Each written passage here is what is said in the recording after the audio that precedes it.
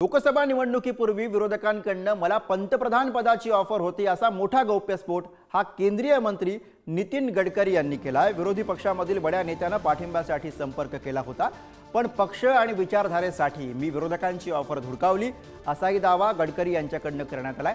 तर लोकशाही वाचवण्यासाठी देशहितासाठी कोणी ऑफर दिली असेल तर त्यामध्ये गैर काय असा सवाल संजय राऊत यांनी केलाय।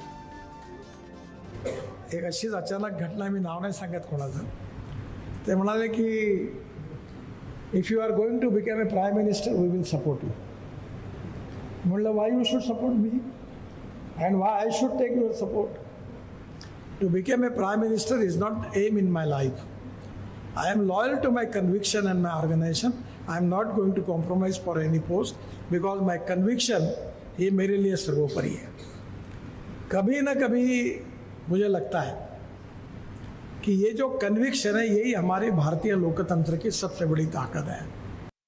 बघा, नितीन गडकरी हे एक भारतीय जनता पक्षातले सर्वमान्य असे नेते आहेत आणि पंतप्रधान पदासाठी तडजोड करा असं त्यांना कोणी सांगितलं असेल असं मला वाटत नाही। या देशात ज्या पद्धतीची हुकुमशाही, एकाधिकारशाही सुरू आहे, ज्या पद्धतीचे एक प्रकारे आणीबाणी लावण्याचा प्रयत्न गेला 10 वर्षापासून सुरू आहे, त्या प्रवृत्तींशी तडजोड करू नका ही भूमिका त्यांच्याकडे जर कोणी मांडली असेल विरोधी पक्षातल्या प्रमुख नेत्यानं तर त्यात चुकीचं असं मला वाटत नाही। ज्या नेत्याला ते फार मानतात त्यांनी जर हा त्यांना काही सल्ला दिला असेल तर त्याच्यामध्ये फार पीडा होण्याचं कारण नाही कोणाला।